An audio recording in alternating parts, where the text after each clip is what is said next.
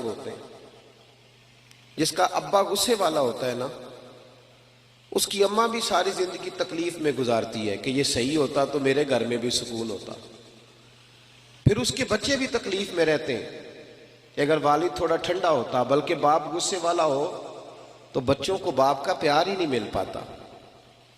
اسی طرح جو بے صبرے لوگ ہوتے ہیں، جن میں صبر نہیں ہوتا، ان کے ساتھ بھی جتنے لوگ منسلک ہوتے ہیں سارے تکلیف میں ہوتے ہیں، اس لیے کہ وہ اپنی جلد بازی کی وجہ سے دوسروں کو بھی پریشان کرتے ہیں. تو دنیا میں کامیاب شخص وہ ہوتا ہے جس کی عادتیں ٹھیک ہو جاتی ہیں. میری بات پہ توجہ کریں. آپ ادھر دیکھیں، میں آپ سے بات کر رہا ہوں، اللہ آپ کو خوش رکھے. اور میں نے بڑی جلدی چلے جانا ہے، لمبی تقریر بھی نہیں کرنی. میں چاہ رہا ہوں کہ چلو دو چار باتیں، اور کوئی ایسی بات بھی نہیں میں کروں گا جس میں ذرا وقت زیادہ لگ جائے. میری خواہش ہے کہ تھوڑے وقت میں زیادہ باتیں آپ سے ہو جائیں. بھائی، عادتیں جب لوگوں کی سنور جاتی ہیں تو ان کے ساتھ والے لوگ سکھی ہو جاتے ہیں. اور جب انسان کی عادتیں سنورتی ہیں تو بندہ خود بھی اسی وقت ٹھنڈ محسوس کرتا ہے. یہ جن لوگوں کو لالچ کی بیماری لگ جاتی ہے نا، لالچ کی، یہ بیچارے ساری زندگی تکلیف میں رہتے ہیں. ان کی نظر لوگوں کی جیبوں پہ رہتی ہے.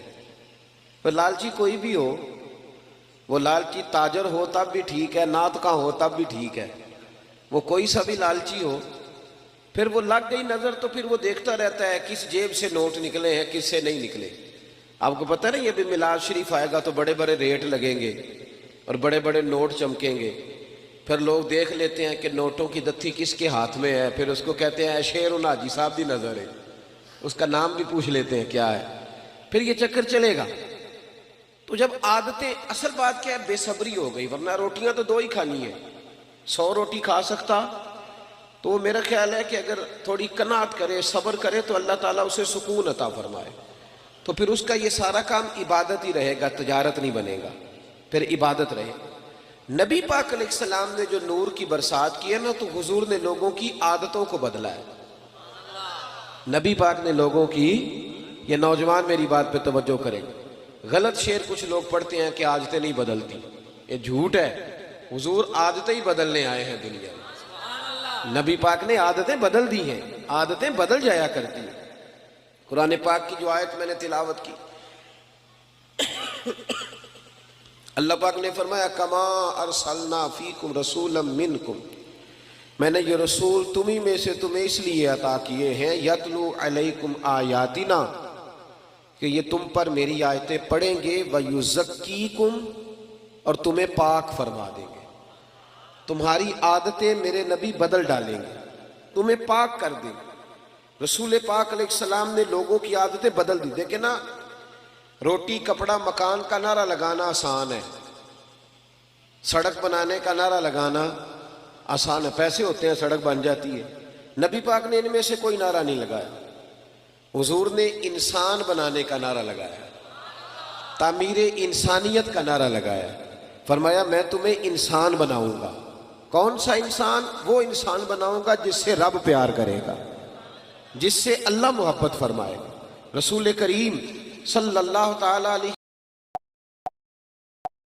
وسلم نے انسان بنانے کا نعرہ لگایا. انسان، جب معاشرہ تعمیر ہو جاتا ہے نا، معاشرے کی اصلاح ہو جاتی ہے، تو بھی سڑک کچی ہو یا پکی ہو، پھر گزارا صحیح ہو جاتا ہے، پھر کام چل جاتا ہے. لیکن اگر لوگوں کی تربیت سیکھنا نہ ہو تو پھر بڑی بہترین سڑک پر بھی لوگ کیلے کے چھلکے پھینک جاتے ہیں کہ چلو کوئی پھسلے گا تو میں ہنسوں گا، کیونکہ انسانوں کی تعمیر نہیں نہ ہوئی.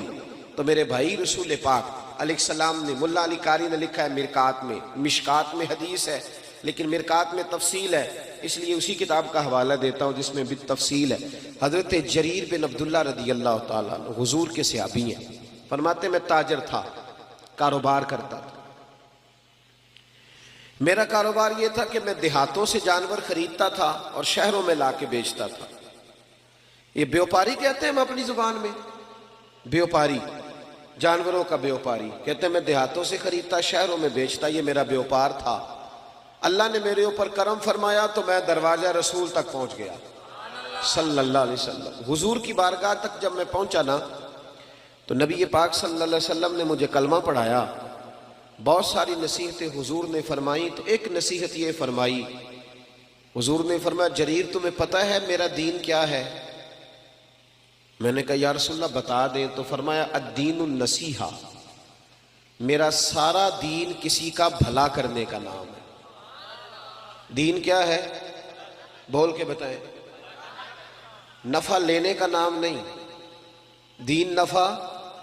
سارا دن یہ نہ پروگرام بناؤ کہ میں کسی سے نفع لے کیسے سکتا ہوں، بلکہ سایہ در درخت بنو کہ میں بھلا کر کیسے سکتا ہوں. یہ ڈیوٹی کرو. نبی پاک علیہ السلام نے فرمایا جریر میرا سارا دین خیر خائی کا نام ہے، بھلا کرنے کا نام. دیکھنا تیری وجہ سے کسی کا بھلا ہو، نقصان نہ ہو. عرض کی حضور وعدہ ہو گیا. آپ فرماتے ہیں کلمہ پڑھا، حضور کی نصیحت سنی. اگلے صبح ایک گاؤں میں گیا میں جانور خریدنے تاکہ شہر لا کے بیچ سکوں. ایک یہودی سے میں نے گھوڑا خرید لیا، 3 دینار میں سودا ہو گیا. فرماتے ہیں جب گھوڑے کو میں نے پکڑا نا، سڑک پہ چڑھا گھوڑا لے کے، تو گھوڑا بڑے آرام آرام سے میرے پیچھے چلنے لگا. شریف گھوڑا تھا. پنجابی کی آخید ہے ساؤ جی، ساؤ کہتے ہیں. وہ میں نے گھوڑا پکڑا، وہ میرے پیچھے پیچھے چلنے لگا. میں نے کہا یہ تو بڑا شریف النفس ہے، یہ تو گھر میں بھی رکھا جا سکتا ہے. کچھ جانور گھر میں نہیں رکھے جا سکتے، شرارتی ہوتے. یہ تو بڑا یہ تو قیمتی ہے. کہتے ہیں میں نے اس کو کہا یہودی کو یار تیرا گھوڑا تو مہنگا ہے، یہ تو گھر میں رکھنے والا ہے، 6 دینار کا ہے تیرا. فرماتے ہیں میری طرف آنکھیں کھول کے دیکھنے لگا. فرماتے ہیں پھر میں نے چھلانگ لگائی، میں گھوڑے کی پشت پہ سوار ہو گیا. تھوڑا سا میں نے گھمایا، میں نے کہا یہ تو سواری کے لیے بھی بڑا اچھا ہے، تیرا تو 9 دینار کا ہے. کہتے ہیں اس کی دونوں آنکھیں کھول گئی. میں نے اسے 9 دینار دیے، اور جب میں جانے لگا نا 6 میں سودا پہلے ہو گیا تھا. سمجھ آ رہی ہے بات کی؟ فرشتوں کی کہانی نہیں سنا رہا، انسانوں کی سنا رہا ہوں. ہم کہتے ہیں وہ فرشتے تھے جو ہو گزرے. یہ فرشتے تھے نہیں، پر میرے نبی نے انہیں فرشتوں سے آگے بنا دیا تھا.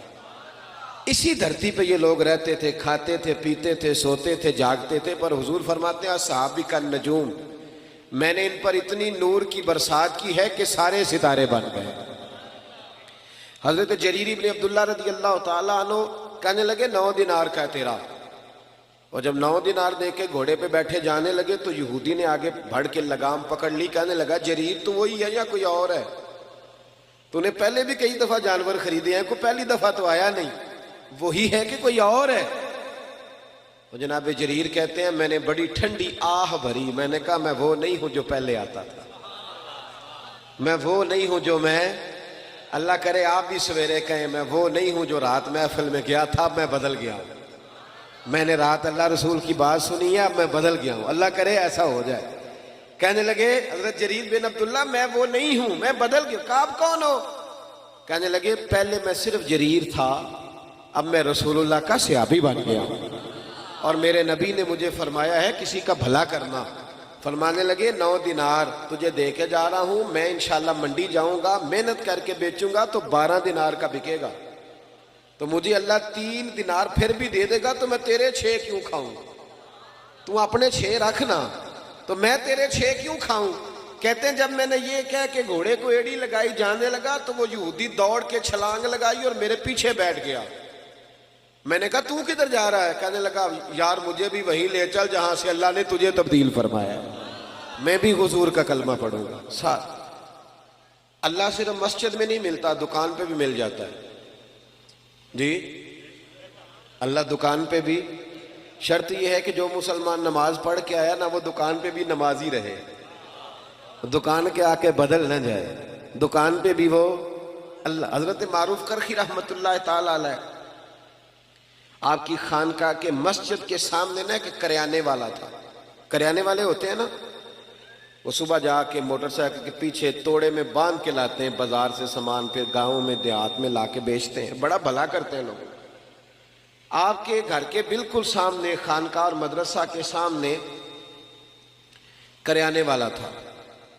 حضرت معروف کرخی رحمت اللہ علیہ کے پاس بغداد کے لوگ آئے کہ بارش نہیں ہو رہی، بڑے دن ہو گئے، قحط سالی ہے، دعا کر دے بارش ہو جائے.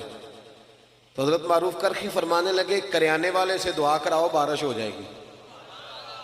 کس سے جی؟ میرے الویکھے جی کدے کو لو؟ ریڑی والے کو لو، پٹھے والے کو لو. ہاں ہاں सही कह रहा हूं? मैंने कुछ 100 जगह तो ये मिसाल दी है। मेरे मदरसे में ना मजदूर लगे हुए थे, काम कर रहे थे, तो एक दिन मस्जिद की अलमारी में बस 29 रुपए में आप सीखो ऐप पर